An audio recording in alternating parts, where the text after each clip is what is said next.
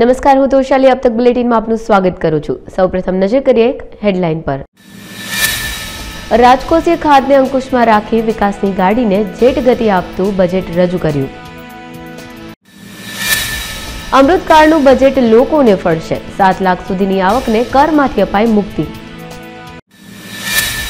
સામાન્ય વર્ગને ઘરનું ઘર આપવા સરકારે કમર કસી। બજેટમાં રૂપિયા 79,000 કરોડની કરાઈ જોગવાઈ। मध्यम वर्ग ने मोंघवारी मांथी मुक्ति आपशे बजेट 2023। मोबाइल सहितनी इलेक्ट्रॉनिक प्रोडक्ट थशे सस्ती।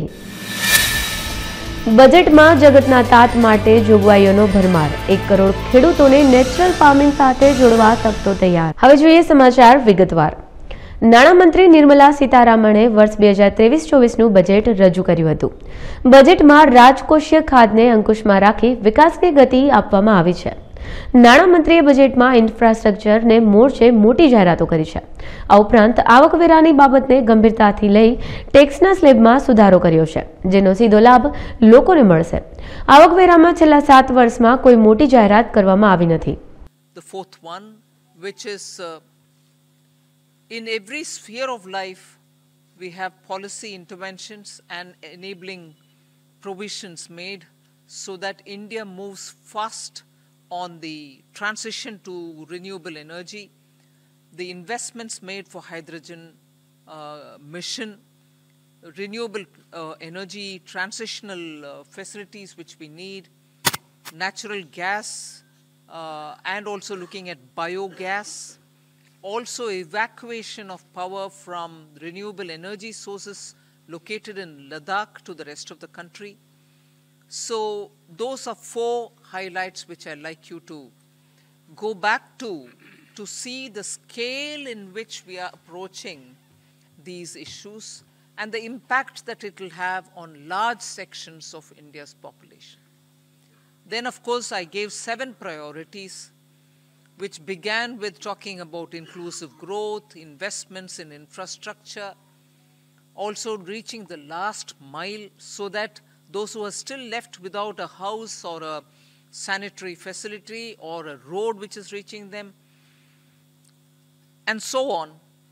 So the last mile, reaching the last mile for those who desperately need that kind of a link are all being covered. Then we are also looking at a very futuristic fintech financial sector for which we have brought in some specific ideas. We are looking at also improving the industrialization of this country, where people will be trained for Industrial Revolution 4.0, which means they're going to be trained for AI, IoT, using Web3 in other words. So training manpower to ready themselves for industries which are rapidly becoming industrialized in the Web3 context. Then digital economy, unleashing the digital power of India in various walks of life, setting up an artificial intelligence research center, center for excellence. So all these are in part A. There's a lot of increase in the agriculture credit availability, 20 lakhs being made available for agriculture credit. Also a sub-scheme under the PM Matsya Sampada Yojana, making sure that people living in the coastal areas are going to benefit from it, fishermen are going to benefit from it. Now, if largely the Part A has looked at these, Part B has aimed at rationalizing the customs duties, also making sure personal income tax, after a very long time, has had substantial changes which will benefit the middle class. And also because this country has been waiting for direct taxation to be simplified. નાણામંત્રી Nirmala સીતારામણે અમૃતકાળ budget 2023 ને સંસદ સમક્ષ રજૂ કર્યું હતું। તેઓએ આવકવેરા વિભાગને ગંભીરતાથી લઈ ટેક્સ સ્લેબમાં સુધારો કરવામાં આવ્યો હતો, જેનો સીધો જ લાભ લોકોને મળશે। આવકવેરામાં છેલ્લા 7 વર્ષ સુધી કોઈ મોટી રાહત આપવામાં આવી નહોતી, ત્યારે આ અમૃતકાળ બજેટમાં સરકારે વાર્ષિક 7 લાખ રૂપિયા સુધીની આવક પર ઇન્કમ ટેક્સ ભરવો નહીં પડે તે અંગેની જાહેરાત કરી છે। જો કે આ માત્ર નવા ટેક્સ સ્લેબ હેઠળ મળશે। આ અંગે વધુ વિગત આપવા અમારી સાથે જોડાઈ રહ્યા છે અમારા સંવાદદાતા મારુત। જી મારુત, શું છે સમગ્ર વિગત? जी, केंद्र सरकार અને કહી શકાય કે નાણામંત્રી નિર્મલા સીતારામન દ્વારા અમૃતકાળ બજેટ 2023 આજે રજૂ કરવામાં આવ્યું છે। આ બજેટની જો વાત કરવામાં આવે તો સરકારે વધુને વધુ એ વાત ઉપર ધ્યાન કેન્દ્રિત કર્યું છે કે લોકોની સુખાકારીની સાથોસાથ દેશની જે અર્થવ્યવસ્થા છે તે કઈ રીતે જેટ ગતિએ આગળ વધે। અત્યાર સુધી સરકાર માટે જે સૌથી મોટો પ્રશ્ન હતો તે રાજકોષીય ખાધનો હતો, તે પ્રશ્ન પણ સરકારે હવે સોલ્વ કરી દીધો છે અને આ વખતે જે રાજકોષીય ખાધનો જે અંદાજો જે છે તે 5.9% સુધી નિર્ધારિત કરવામાં આવેલો છે। ત્યારે જો સૌથી મહત્વપૂર્ણ વાત કરીએ આ બજેટ 2023ની તો આવકવેરા વિભાગમાં અને કહી શકાય કે લોકોની આવક ઉપર જે કર વસૂલવામાં આવે છે તેમાં લોકોને ઘણી સહાનુકૂળતા સરકાર અને કેન્દ્ર સરકાર દ્વારા આપવામાં આવેલી છે। અત્યાર સુધી જે રિબેટની જે રકમ હતી તે 5 લાખ હતી, તેને વધારીને 7 લાખ સુધી કરી દેવામાં આવી છે, જેથી 7 લાખ સુધીની કોઈ પણ આવક હોય તેના ઉપર 1 રૂપિયો પણ આવકવેરો ભરવાનો થશે નહીં। સાથોસાથ જે નવી જે ટેક્સ રિઝાઇમ પોલિસી જે અમલી બનાવવામાં આવી છે સરકારે, તેમાં ટેક્સ સ્લેબને પણ વધારી દેવામાં આવ્યા છે। જેમ કે 0 થી 3 લાખ સુધીની આવક હોય તો એક પણ પ્રકારનો ટેક્સ ભરવાનો આવશે નહીં। 3 લાખ થી 6 લાખ માટે 5%, 6 લાખ થી 9 લાખ માટે 10%, 9 લાખ થી 12 લાખ માટે 15% અને 15 લાખ થી ઉપરનું જો કોઈ હોય તો 30% જે છે તે કર ભરવો પડશે। પરંતુ સરકારનું જે સૌથી મોટું જે લક્ષ્યાંક છે એ છે કે જે રીતે આ વખતે રિટર્ન ફાઇલ વધુ ને વધુ થયા છે તેને લઈને આવનારા સમયમાં વધુ કરદાતાઓ જે છે તે પોતાના રિટર્ન ફાઇલ કરે અને કરની આવક સરકારને વધે તે દિશામાં આ પગલું લેવામાં આવેલું છે। આ માટે ઘણા ખરા વર્ષો પહેલા પણ રજૂઆત કરવામાં આવી હતી કે આવકવેરાના સ્લેબમાં બદલાવ કરવામાં આવે, જે વાતને આ વખતે કેન્દ્ર સરકાર અને નાણાં વિભાગ દ્વારા ધ્યાને લેવામાં આવ્યું છે અને 7 લાખ સુધીની જે આવક ઉપર 0 આવકવેરો લાગે તેવી પણ જોગવાઈ હાલ કરવામાં આવી છે, જે ખરા અર્થમાં લોકોને ઘણા ખરા અંશે ઉપયોગી અને મહત્વપૂર્ણ સાબિત થશે। જી, આભાર મારુત સમગ્ર વિગત બદલ। કેન્દ્રીય નાણામંત્રી નિર્મલા સીતારામણે નાણાકીય વર્ષ 2023-24નું બજેટમાં વિવિધ વર્ગો માટે ઘણી મોટી જાહેરાતો કરી છે। બજેટમાં કેન્દ્ર સરકારની સૌથી મોટી જાહેરાત ગરીબ માટેની આવાસ યોજનાને લઈને છે। ગયા વર્ષની સરખામણીમાં આ વખતે સરકારે આવાસ યોજનાના બજેટમાં 66%નો વધારો કર્યો છે, જેમાં આ વખતે 79,000 કરોડની ફાળવણી કરવામાં આવી છે। ગત વખતે આવાસ યોજના 48,000 કરોડની ફાળવણી કરવામાં આવી હતી। આ અંગે વધુ વિગત આપવા અમારી સાથે જોડાઈ રહ્યા છે અમારા સંવાદદાતા ગૌરવરાજ। જી ગૌરવરાજ, શું છે સમગ્ર વિગત? બિલકુલ, બજેટ 2023-24 મધ્યમ અને સામાન્ય વર્ગ માટે અતિ મહત્વપૂર્ણ બજેટ કહી શકાય, કેમ કે જે રીતે જોગવાઈઓ કરવામાં આવી છે, જે રીતે ભંડોળ ફાળવવામાં આવ્યું છે, મધ્યમ વર્ગને કેન્દ્રમાં રાખીને આ સમગ્ર બજેટ તૈયાર કરવામાં આવ્યું હોય તેવું ચિત્ર સ્પષ્ટપણે હાલ ઉપસી રહ્યું છે। જે રીતે જોગવાઈઓ કરવામાં છે, મહત્વપૂર્ણ જોગવાઈની વાત કરવામાં આવે, ખાસ મધ્યમ વર્ગની વાત કરવામાં આવે તો જે મધ્યમ વર્ગ છે, જે સામાન્ય માનવી છે, તેને ઘરનું ઘર મળે તેવું સ્વપ્ન વડાપ્રધાન નરેન્દ્ર મોદીએ જોયું હતું। આ સ્વપ્નને સાર્થક કરવા માટે પ્રધાનમંત્રી આવાસ યોજના અમલમાં મૂકવામાં આવી હતી અને તે યોજના હેઠળ રાજ્યના અને દેશભરના વિવિધ શહેરોમાં જે એફોર્ડેબલ હાઉસિંગના પ્રોજેક્ટ છે તે શરૂ કરવામાં હતા। સાથોસાથ સરકારી આવાસ લોકોને તેમના ઘરનું ઘર અને સ્વપ્નનું ઘર મળે તેના માટે તેની શરૂઆત કરવામાં આવી હતી।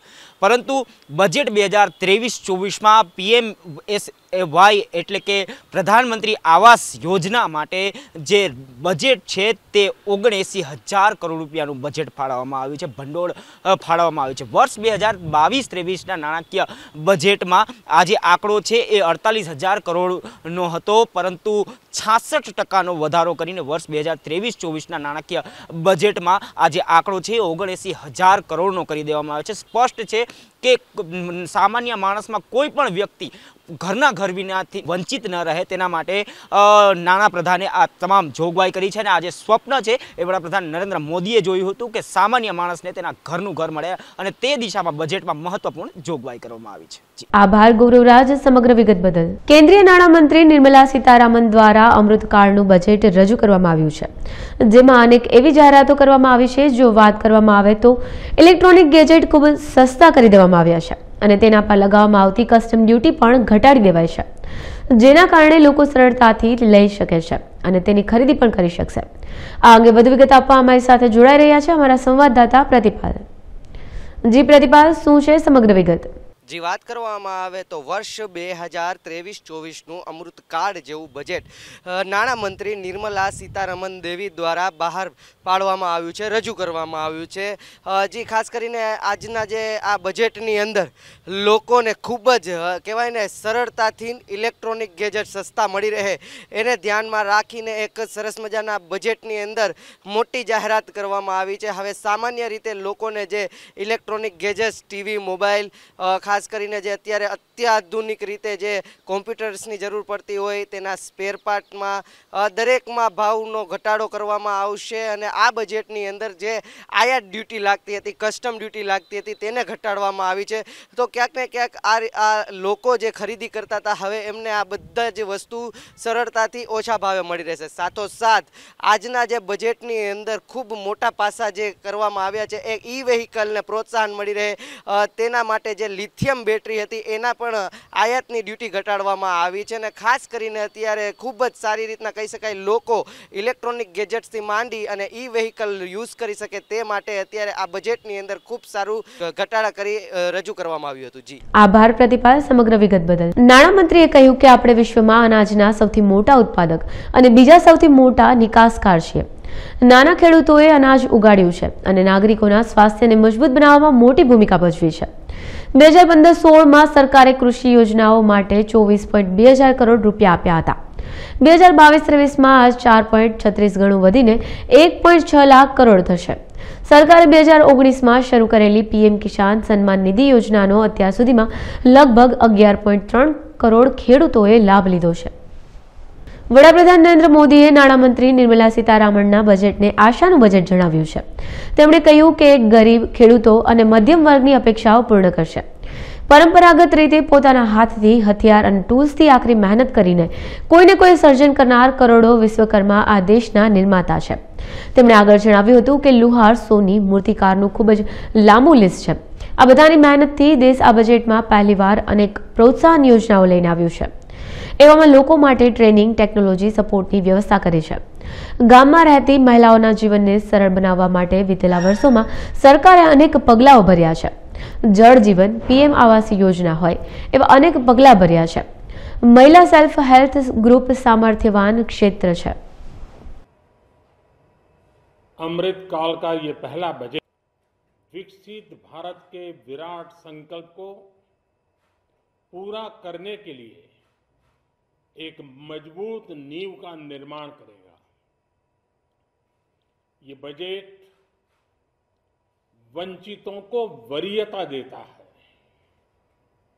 ये बजट आज की एस्पिरेशनल सोसाइटी, गांव, गरीब, किसान, मध्यम वर्ग सभी के सपनों को पूरा करेगा।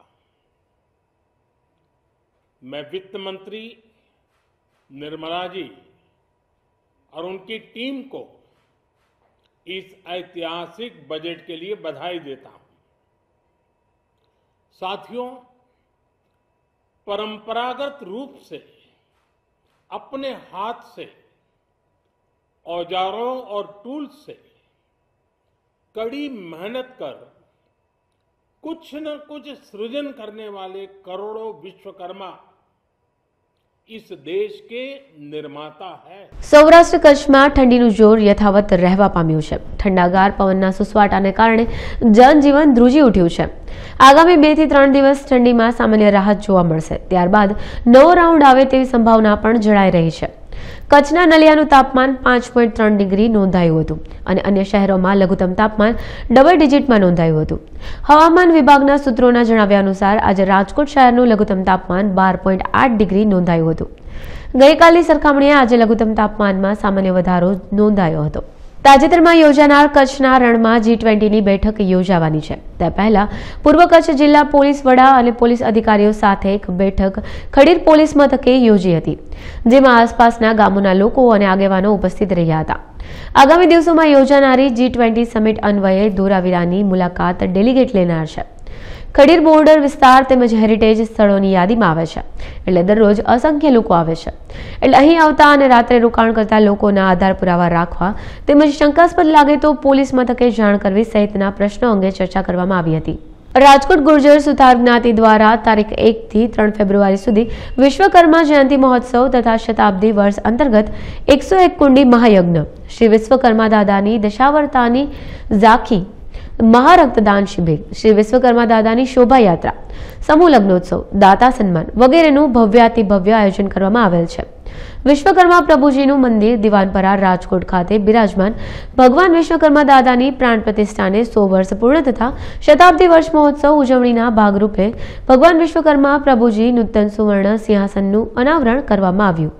આ સુવર્ણ સિંહાસનનો જેમણે મહાસંકલ્પ કરેલ તેવા મુખ્ય દાતા પ્રવીણભાઈ જીરામભાઈ અગારા અને રમેશભાઈ અંબારાભાઈ તલસણિયા તેમજ અન્ય દાતા સુવર્ણદાનથી શતાબ્દી વર્ષે પુનઃ પ્રાણ પ્રતિષ્ઠાના પાવન અવસરે કનકેશ્વરી દેવીજી અને પૂજ્ય સ્વામી પરમાત્માનંદ સરસ્વતીજીના શુભ હસ્તે શ્રી વિશ્વકર્મા મંદિર દર્શનાર્થીઓ માટે ખુલ્લું મૂકવામાં આવ્યું હતું.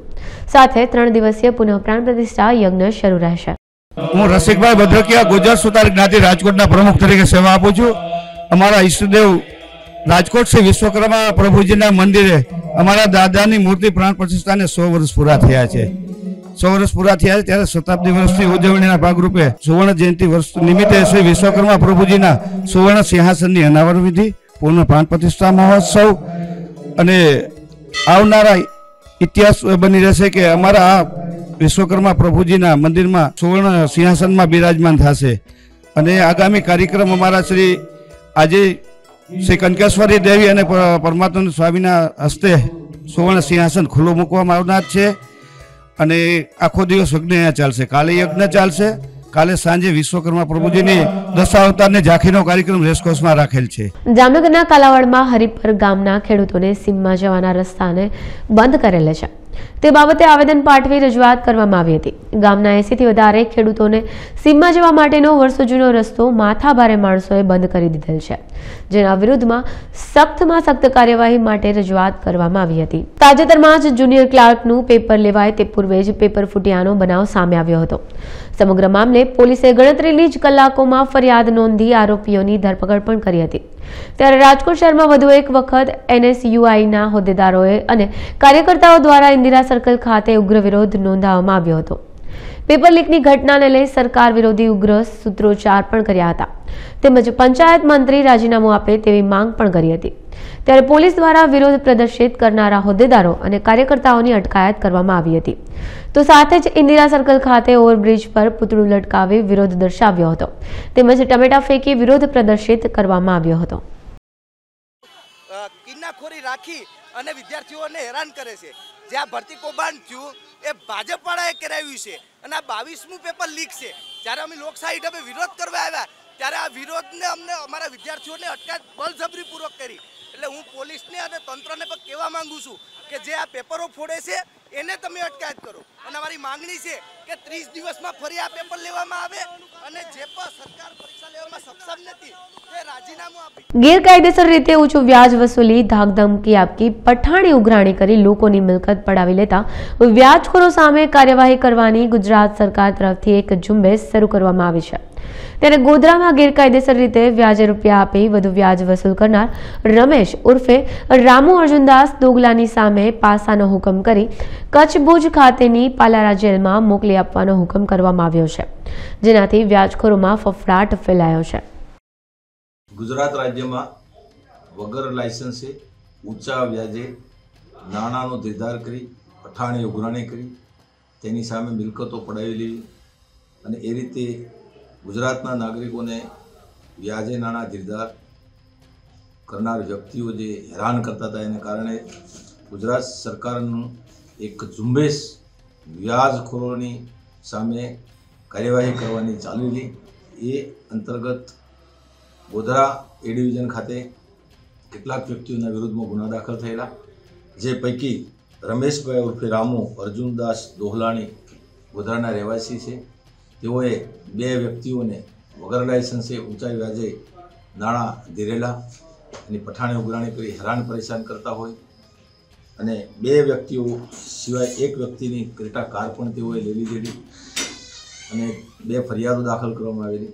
ત્યારબાદ તેઓના વિરુદ્ધમાં નવો સુધારેલો પાસા એક્ટ, જેમાં ગેરકાયદેસર લાયસન્સ વગર ઊંચા વ્યાજે નાણાં ધીરધાર વ્યક્તિઓના વિરુદ્ધમાં તારીખ 1 ફેબ્રુઆરીથી 8 ફેબ્રુઆરી એક અઠવાડિયા માટે રાજકોટ હેડ પોસ્ટ ઓફિસ ખાતે ખાસ સુકન્યા સમૃદ્ધિ એકાઉન્ટ ઓપનિંગની મેગા ડ્રાઈવ રાખવામાં આવેલ છે. ભારત સરકાર દ્વારા 10 વર્ષ કે તેથી નાની ઉંમરની બાળકીઓ માટે સુકન્યા સમૃદ્ધિ યોજના આકર્ષક વ્યાજદર સાથે સૌથી લાભદાયક છે, જેની માહિતી મેળવવા તેમજ ખાતું ખોલાવવા માટે તારીખ 1 ફેબ્રુઆરી બુધવારના રોજ સવારે 10 વાગ્યાથી રાજકોટ હેડ પોસ્ટ ઓફિસ ખાતે મેગા કેમ્પનું આયોજન કરેલ છે. આ તકનો મહત્તમ લાભ લેવા તેમજ સ્ત્રી સશક્તિકરણના વિચારને વેગવંતો બનાવવા માટે બાળકીઓના ભવિષ્યને નાનપણથી જ સુરક્ષિત કરવા સિનિયર પોસ્ટ માસ્ટર અભિજીત સિંહે વધુમાં વધુ લોકો લાભ લે તેવી સૌને નમ્ર વિનંતી કરી હતી. मेरा नाम अभिजीत सिंह है और मैं हाल senior postmaster Rajkot head post office तरीके काम कर रहा हूँ. हमारा एक दिल्ली में बहुत बड़ा आयोजन होने वाला है अमृत पैक्स का, जिसमें कि ये फिलेटली से जुड़ा हुआ है, जिसमें कि पूरे भारत से वहाँ पे आके लोग डाक टिकटों की प्रदर्शनी करने वाले हैं. इसी के अंतर्गत हमारे जो मिनिस्टर साहब हैं, इन्होंने एक ड्राइव का आयोजन किया है, जिसमें कि 10 तारीख को समग्र भारत में ज़्यादा से ज़्यादा बालिकाओं के लिए सुकन्या समृद्धि योजना के खाते खुलवाने हैं. तो उसी उपलक्ष्य में जो 10 तारीख को हमारे राजकोट एचओ में ये खाते खुलने वाले हैं, उसके लिए हमने 1 तारीख से लेकर के 8 तारीख तक एक काउंटर यहाँ पे खोला है, जिसमें कि स्पेशली सुकन्या के लिए हम खाते खोलेंगे और वो सभी खाते 10 तारीख के दिन खोले जाएंगे. ये जो 10 साल से कम उम्र की लड़कियां हैं, ये उसका लाभ ले सकती हैं, जो कि इस टाइम पे सबसे ज़्यादा ब्याज जो मिलता है वो सुकन्या समृद्धि योजना अकाउंट में ही मिल रहा है हमें. और ये पैसा एक बार इसमें इन्वेस्ट करने के बाद लड़कियों के पढ़ाई या उनकी शादी के टाइम पे इस्तेमाल हो सकता है, क्योंकि ये पैसा बीच में हम निकाल नहीं सकते. ब्याज इसमें कुछ 8.4% के करीब ब्याज मिलता है वार्षिक, और ये इंटरेस्ट इज़ कंपाउंडेड एनुअली. लगभग 2000 अकाउंट खोलने का हमारा प्लान है राजकोट एचओ में.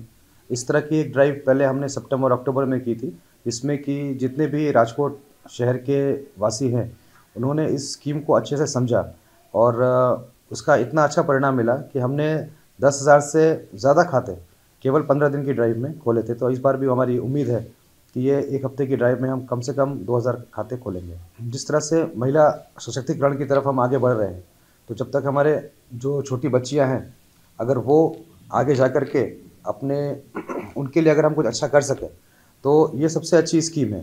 इसमें कि हम जो भी पैसे डालते हैं, जितने पैसे हम उसमें डालते जाएंगे, उसमें सबसे ज़्यादा ब्याज, और सबसे बड़ी बात कि हम उस पैसे को बीच में निकाल के अपने पर्सनल ગારિયાધારના એક એવા ગાંધીવાદી શિક્ષક જે ગાંધીવાદના વ્રત પરિગ્રહોનું પાલન કરે છે. તેઓ દર રવિવારે મૌન વ્રત સહિતના અનેક વ્રતોનું પાલન કરે છે. તેમણે પોતાના ઘરે ગાંધીજીના અનેક પુસ્તકો પોતાના પુસ્તકાલયમાં રાખ્યા છે. હું ગારિયાધારનો રહેવાસી છું અને સરકારી આઈટીઆઈમાં ગારિયાધાર ખાતે નોકરી કરું છું. હું બાપુએ આપેલા જે 11 મહાવ્રતો છે, તેમાંનું શક્ય હોય ત્યાં સુધી તમામનું પાલન કરું છું. છેલ્લા 7 થી 8 વર્ષથી ગાંધીજીની વિચારધારા સાથે સંકળાયેલો છું અને બાપુનું વિચારો સાથે, બાપુની ફિલોસોફી માટે, અભ્યાસ માટે આવનાર સમયમાં ગાંધી ફિલોસોફી ઉપર પીએચડી પણ કરવા જઈ રહ્યો છું. તેમજ બાપુના વિચારો ફેલાય તે માટે મારી એક ચેનલ પણ મેં યુટ્યુબના માધ્યમથી શરૂ કરેલી અને સાથે સાથે હું ઘણા સમયથી ખાદી પહેરું છું. રંગીલા રાજકોટમાં નિશાઝ હાઉસ ઓફ એલિગન્સનું તારીખ 2 ફેબ્રુઆરી ગુરુવારના રોજ કોટેજા ગર્લ્સ સ્કૂલની સામે નૂતનનગર મેઇન રોડ અમીનમાર્ગ ખાતે દબદબાભેર શુભારંભ થવા જઈ રહ્યું છે. નિશાઝ house of elegance honour નિશાબેન Doshi રંગીલા રાજકોટિયન્સ માટે અનન્ય અને વિરલ સાડીઓનું અદ્ભુત કલેક્શન લાવ્યા છે. શોરૂમના ઓપનિંગમાં ગ્રાહકોને આકર્ષક ઓફરમાં 30% થી 50% સુધીનું ડિસ્કાઉન્ટ મળશે. સાથોસાથ ચણિયાચોળીથી લઈ લગ્નસરાના અન્ય પરિધાનનું અલ્ટિમેટ અને ખાસ કલેક્શન વ્યાપક શ્રેણીમાં ઉપલબ્ધ રહેશે. ત્યારે નિશાઝ હાઉસ ઓફ એલિગન્સ વિગતવાર માહિતી નિશાબેન દોશીએ પૂરી પાડી હતી.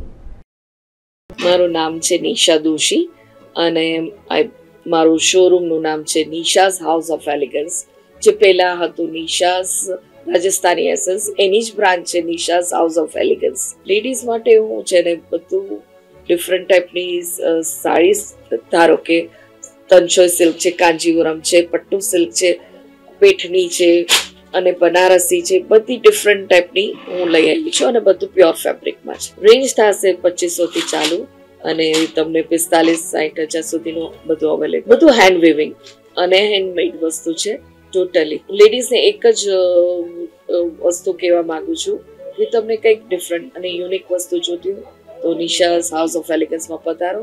અને આ એક વુમન એમ્પાવરમેન્ટ છે જેમાં મેં એક લેડીઝ થઈને એક નાના ઓલામાંથી શરૂઆત કરી અને અહીંયા સુધી પહોંચી છું. અને બીજું એ જ કે મારો બધો સ્ટાફ પણ લેડીઝ છે, જે બધી લેડીઝને હું આગળ વધારવા માંગુ છું. અને ગીરગઢડા તાલુકાના સણોચરી ગામે પુલ તેમજ આરસીસી રોડમાં ભ્રષ્ટાચાર થયો હોવાના લોકો દ્વારા આક્ષેપો કરવામાં આવી રહ્યા છે. ત્યારે જાગૃત નાગરિક દ્વારા મુખ્યમંત્રી ભૂપેન્દ્ર પટેલને અરજી કરવામાં આવી હતી. જો સરકારી ગ્રાન્ટનો ઉપયોગ કરવામાં આવતો હોય તો તેનો મતલબ એ પણ થાય કે ક્યાંક ને ક્યાંક તો આ સરકારી બાબુઓની મિલીભગત હોઈ શકે તેવા આક્ષેપો પણ કરવામાં આવ્યા છે. મારું નામ મનુભાઈ ભીમાભાઈ કાતરિયા, ગામ સણોસરી, તાલુકા પંચાયત સદસ્ય, ભાજપ. આ જે કંઈ સરકાર પૈસા આપે છે કે રોડ રસ્તા બનાવવાના, નાળા પુલિયા બનાવવામાં, તો પૈસા પૂરેપૂરા સરકાર આપે છે.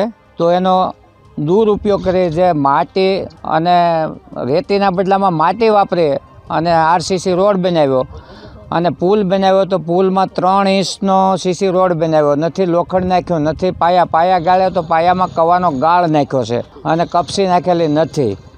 પછી કાંઈ એમાં આરસીસી માલ ભરવાનો હોય પાયામાં તો એ કોરા પાયા કાઢી અને પ્લાસ્ટર પણ આ ધૂળ જેવી માટીનું કરે છે, રેતીને બદલે માટીનું પ્લાસ્ટર કરે છે. એટલે જે કાંઈ પૈસા આપ્યા એ હાવ પૈસા બધા વેડફી જવાનું જ કરે છે, કોઈ કામ સારું કરતા નથી. યોગ્ય પગલાં લઈ પૂરેપૂરી તપાસ કરવાની અને લેબોરેટરી લેબ કરાવી અને પછી સરકારશ્રીને વિનંતી કે લેબોરેટરી લેબ કરાવી, જો સારું હોય તો બિલ પાસ થાય ને કે બિલ કરવાનું નહીં. આ ટીડીઓ સાહેબને જાણ કરી છે. એના અમૃત પેક્સ પ્લસ ડ્રાઈવ અંતર્ગત એક દિવસમાં 1 કરોડ ખાતા ખોલવાના લક્ષ્યાંક સાથે કેન્દ્ર સરકાર દ્વારા દેશભરમાં અમૃત પેક્સ પ્લસ ડ્રાઈવ તારીખ 28 જાન્યુઆરીથી ચલાવવામાં આવી હતી. આ મેળામાં દેશમાં વધુ નવા ખાતા પોસ્ટ ઓફિસમાં ખુલે તે અંતર્ગત દેશભરની પોસ્ટ ઓફિસ રવિવારે પણ કાર્યરત રહી હતી, જેથી વધુમાં વધુ લોકો પોસ્ટ ઓફિસની સેવાનો લાભ લઈ શકે. જેથી 29 જાન્યુઆરી રવિવારે દેશભરની પોસ્ટ ઓફિસ ચાલુ રાખવામાં આવી હતી, જેમાં ગુજરાતભરમાં 2.5 લાખથી વધુ અને રાજકોટમાં 10,000 વધુ खाता खोलवामा आव्या था. एक्चुअली जैसे हमारा एक अमृत पैक्स का बड़ा आयोजन होने वाला है, इसके कनेक्शन में जो डायरेक्टरेट से सभी भारतवासियों को एक फाइनेंशियल सस्टेनेबिलिटी देने के लिए अकाउंट तो हम जनरली खोलते ही रहते हैं, बट इस अकाउंट को एक मोमेंटम देने के लिए हमारे मिनिस्टर ने और हमारे डायरेक्टरेट दिल्ली में जो हमारी ऑफिस है उन्होंने एक ये मुहिम छेड़ी कि किस प्रकार से भारतवर्ष की जितनी भी पोस्ट ऑफिसेज हैं वो मिल करके ज़्यादा से ज़्यादा लोगों को फाइनेंशियली इंक्लूड कर सकें ताकि वो फाइनेंशियली सस्टेनेबल हो सके. इसके लिए उन्होंने एक ड्राइव निकाली 28 जनवरी से लेकर के 31 जनवरी तक 4 दिन की ड्राइव. इसमें हमारा टारगेट था कि ऑल ओवर इंडिया में एक दिन में 1 करोड़. इस ड्राइव का स्लोगन था कि एक दिन में 1 करोड़ खाते खोलने थे. और इस ड्राइव को सक्सेसफुल बनाने के लिए हमारे जो राजकोट के जितने भी निवासी हैं, राजकोट पोस्टल डिवीज़न के और पूरे गुजरात सर्किल, इवन पूरे इंडिया, सभी ने बहुत ही ज़्यादा ही उत्साह से इसमें पार्ट लिया. हमारे पोस्टल डिपार्टमेंट के एम्प्लॉयज़ ने भी और जो हमारे भारतवासी हैं उन्होंने भी अपना सारा इंटरेस्ट दिखाया. किस तरह से सेविंग्स में जो सेविंग्स की जो इम्पोर्टेंस है वो हमने उनको बताई, उन्होंने समझी और उन्होंने ज़्यादा से ज़्यादा खाता खुलवाने में डिपार्टमेंट की मदद. हाँ जी, 29 तारीख संडे को भी ये कोई ब्रेक ना लगे. और संडे को क्या होता है कि पब्लिक का फ्लो कम होता है, तो जिस प्रकार से ये ज़्यादा से ज़्यादा अकाउंट खोलने के लिए हमें मैन पावर की ज़रूरत होती है, सिस्टम्स की ज़रूरत होती है, स्पीड की ज़रूरत होती है. तो इस वजह से एक ऐसा शायद अभूतपूर्व डिसीजन रहा जो कि ऑल ओवर इंडिया में, मतलब पूरे इंडिया में हर एक पोस्ट ऑफिस संडे को चालू थी, जिसका बहुत अच्छा परिणाम मिला हमें. और ज़्यादा से ज़्यादा अकाउंट खुले और इस मुहिम में गुजरात सर्किल ने 2.5 लाख से ऊपर खाते खोले और हमारे सौराष्ट्र ने करीब 1.5 लाख खाते खोले. और उसी मुहिम में राजकोट जो डिवीज़न है हमारा पोस्टल डिवीज़न, उसने 10,000 के आसपास खाते खुले. માંગરોળમાં વાતાવરણમાં ફરી એકવાર પલટો આવતા ઘઉંના પાકને ભારે નુકસાની થઈ છે. ભારે પવન ફૂંકાતા ઘઉંનો પાક ઢળી પડતા ખેડૂતોને ભારે નુકસાની થઈ છે. તોફાની પવનના કારણે આંબાના બાગોમાં પણ નુકસાની થવાની ભીતિ સેવાઈ રહી છે. જો વ્યાસભાઈ અમારે અત્યારે પવન આ 2 દિવસથી સતત ચાલુ છે, પાણી વારો એટલે ઘઉં ઢળી જાય છે, ઘઉં ઢળી જાય કેટલા ઘઉં ઢળી જાય તમને દેખાડેલા જ છે, એમાં તો ગામમાં દરેક જગ્યાએ ઘઉં ઢળેલા છે. હવે અમારે આ નુકસાની થાય સરકાર તો એમાં ધ્યાન દેતી નથી. સેલવાસમાં નરોલી સરપંચના ભાજપ સમર્થિત ઉમેદવાર લીનાબેનને એક અપક્ષ પ્રત્યાશીએ સમર્થન કર્યું હતું. લીનાબેનની જીતની રાહ વધુ સરળ બની છે. 6 ફેબ્રુઆરીએ સરપંચ પદની ચૂંટણી યોજાવાની છે. નરોલી સરપંચના ભાજપ સમર્થિત ઉમેદવારને એક અપક્ષ પ્રત્યાશીએ ટેકો જાહેર કર્યો છે. અને આગાડીનો ખૂબ વિકાસ થાય એમ આપણે કલ્પના કરીએ છીએ. અમારા દાદરાનગર હવેલીના સેલવાસ નગરપાલિકાના મેયર રાકેશસિંહ ચૌહાણ, જેના નેતૃત્વમાં અમારા આજે 2007થી આજ સુધી અમે સાથે જ છીએ અને સાથે રહીશું. અને એમના અમારા આશીર્વાદ રહે, અમારા ગામના નરોલી ગામનો ખૂબ ખૂબ વિકાસ થાય એમ અમે આશા રાખીએ છીએ. અને મારું સંપૂર્ણ સમર્થન હું લીનાબેન ધર્મેશભાઈ પટેલને આપું છું. જે અધૂરા કામ છે આ બધા પૂરા. સુરતમાં રાજ્યના અલગ અલગ શહેરોમાં મોબાઈલ ચોરી કરતી ટોળકી ઝડપાઈ છે. આરોપીઓ પાસેથી પોલીસે 29 મોબાઈલ ફોન કબજે કર્યા હતા. આરોપી ભીડભાડવાળી જગ્યામાં નજર ચૂકવી મોબાઈલ ફોનની ચોરી કરતા હતા. પોલીસે 5 આરોપીઓની ધરપકડ કરી આગળની કાર્યવાહી હાથ ધરી છે. શહેર પોલીસ કમિશનર શ્રી અજય તોમર સાહેબના માર્ગદર્શન અને સૂચના હેઠળ additional commissioner of police PL માલ સાહેબ તથા ડીસીપી ઝોન 1 સાહેબની સૂચના મુજબ મોબાઈલ ચોરીના ગુનાનો ભેદ ઉકેલી કાઢવા માટે સૂચના કરતા સારોલી પોલીસ સ્ટેશન દ્વારા મોબાઈલ ચોરીના કુલ 29 મોબાઈલ આશરે 3 લાખના મુદ્દામાલને પકડી પાડવામાં આવ્યો છે. આ કામે 5 આરોપીઓની ડિટેન કરી અને ધરપકડ કરવામાં આવી છે. વાંકાનેર શહેર તાલુકા પોલીસ દ્વારા ગેરકાયદે ચાલતા વ્યાજખોરો વિરુદ્ધ કાર્યક્રમ યોજાયો હતો, જેમાં વ્યાજચક્રમાં ફસાયેલા લોકોને લેખિત અરજી આપવા અપીલ કરવામાં આવી હતી. વાંકાનેર શહેર તાલુકાના લોકો બહોળી સંખ્યામાં હાજર રહ્યા હતા. વ્યાજખોરોનો ભોગ બનેલા લોકોએ જાહેરમાં પોતાની આપવીતી પોલીસ સમક્ષ વર્ણવી હતી. પોલીસ દ્વારા પણ વ્યાજખોરો સામે તાકીદે પગલાં લેવામાં આવશે તેવી ખાતરી આપવામાં આવી હતી. અમે મંડળીમાંથી લોન ટ્રેક્ટરની લીધેલી 2.5 લાખની લોન લીધી હતી અને 6 લાખ જમા કરાવેલા છે અને હજી નોટિસ 9 લાખની આપે છે મંડળીવાળા અને વારંવાર ટોર્ચર કરે છે બાપાને. અને બાપા 23 તારીખે અવસાન થઈ ગયા છે અને મોરબી લોક દરબારમાં અમે અરજી આપી હતી પોલીસને. હજી એવું કહે છે કે તપાસ ચાલુ છે. ગુજરાત સરકારનો ખૂબ ખૂબ આભાર કે આવા સુંદર કાર્યક્રમો થાય છે. વાંકાનેર પોલીસ સ્ટેશનના અધિકારીઓનો પણ ખૂબ ખૂબ આભાર કે આવો લોક દરબાર કરી અને લોકોને જાગૃતિ ફેલાવે છે કે ભાઈ તમે કોઈ ખોટા વ્યાજે લીધેલા પૈસા હોય અને પરિવાર બરબાદ થતો હોય તો એને બચાવવાનું એક ઉમદા કાર્ય છે. અને બીજું કે અત્યારે પરિસ્થિતિ એવી છે કે બધી બેંકો આપણને 8 થી 9% વ્યાજે પૈસા મળે છે. તો અમારો માર્ચ મહિનાની અંદર ચેમ્બર ઓફ કોમર્સનો એક મોટો લોકમેળો થશે. એની અંદર બધા વેપારી મંડળ આવશે, સામાન્ય લોકો પણ આવશે અને બધી જ બેંકો અને જિલ્લા ઉદ્યોગ કેન્દ્રના અધિકારીઓ પણ આવશે. અને આપને કઈ ટાઈપની લોન જોઈ છે અને તાત્કાલિક કેટલા સમયમાં તમને લોન મળી જાય એનું એક તમને જાગૃતતા ફેલાવવા માટેનું એક અમારું માર્ચ મહિનામાં ચેમ્બર ઓફ કોમર્સ વાંકાનેરના લેવલે એક સુંદર મજાનો મેળો કરવાનું આયોજન થઈ રહ્યું છે. રાહુલ ત્રિપાઠી સાહેબ તેમજ નાયબ પોલીસ અધિક્ષક શ્રી ઝાલા સાહેબની સૂચના અને હુકમ મુજબ આજરોજ લોક દરબાર તથા લોકમેળાનું આયોજન વાંકાનેર તાલુકા અને વાંકાનેર શહેર પોલીસ સ્ટેશન દ્વારા કરવામાં આવેલ છે, જેમાં વાંકાનેર તાલુકાના તમામ લોકોને આમંત્રિત કરી યુવાનો અને યુવા ઉદ્યોગપતિ તેમજ વેપારી આગેવાનોને પણ સાથ સહકાર મેળવી આજરોજ આયોજન કરવામાં આવેલું. તેમાં હજી સુધી કોઈ ફરિયાદ મળેલ નથી. વિદ્યાર્થીઓ પરીક્ષાના સમયમાં તણાવ અનુભવતા હોય છે, તેમજ કેટલીક વખત વિદ્યાર્થીઓને પરીક્ષા બાદ કયા વિષયમાં આગળ વધવું તે અંગે મૂંઝવણ થતી હોય છે. ત્યારે સુરતમાં શ્રી મચ્છુ કઠિયા સહી સુથાર જ્ઞાતિ ટ્રસ્ટ દ્વારા વિદ્યાર્થીઓ માટે કરિયરલક્ષી ગાઈડન્સ અને મોટિવેશન સેમિનારનું આયોજન કરવામાં આવ્યું હતું. આ પ્રોગ્રામમાં સમાજના 150 જેટલા વિદ્યાર્થીઓ અને વાલીઓ ઉપસ્થિત રહ્યા હતા. હું કૌશિક મનસુખભાઈ પરમાર આજરોજ અમારી જ્ઞાતિ એટલે કે મચ્છુ કઠિયા સહી સુથાર જ્ઞાતિ મચ્છુ કઠિયા દરજી સમાજનો અમારા વિદ્યાર્થીઓ માટે અમે મોટિવેશનલ અને કેરિયર ગાઈડન્સ રૂપી પ્રોગ્રામ રજૂ કર્યો હતો, જેમાં અમે છોકરાઓને બાળકોને અમે શિક્ષણ વિશેનું થોડુંક મહત્ત્વ એમને સમજાવ્યું હતું કે શિક્ષણને તમે ભણી ગણીને આગળ વધો અને સમાજની પ્રગતિ થાય, આપણા દેશની પ્રગતિ થાય અને રાષ્ટ્ર આપણો પ્રગતિ કરે. એટલે અમે શિક્ષણના મહત્ત્વ ઉપર આજરોજ અમારા સમાજના ધોરણ 8 થી 12ના બાળકોને બોલાવ્યા હતા. એમાંથી અમારે 150 જેટલા બાળકો હાજરી આપી હતી અને આ પ્રોગ્રામ એકદમ સરસ રીતે સફળતાપૂર્વક પૂર્ણ થયો હતો. અને અમારા સમાજના શિક્ષકોએ પણ આમાં હાજરી આપી હતી, જેમને અમારા બાળકના કેરિયરલક્ષી ગાઈડન્સ છે કે મોટિવેશન છે, એવા બધા અમે ગાઈડન્સ રૂપે એમને સ્પીચ આપી હતી. મુખ્ય હેતુ હતું કે અમારા સમાજમાં થોડુંક શિક્ષણનું સ્તર સુધરે, એટલે કે અમે આ બાળકોને ગાઈડન્સ અને મોટિવેશન આપ્યું. હાલ સમાચારોમાં બસ આટલું જ. વધુ સમાચારો માટે જોતા રહો અબ તક ચેનલ. ધન્યવાદ.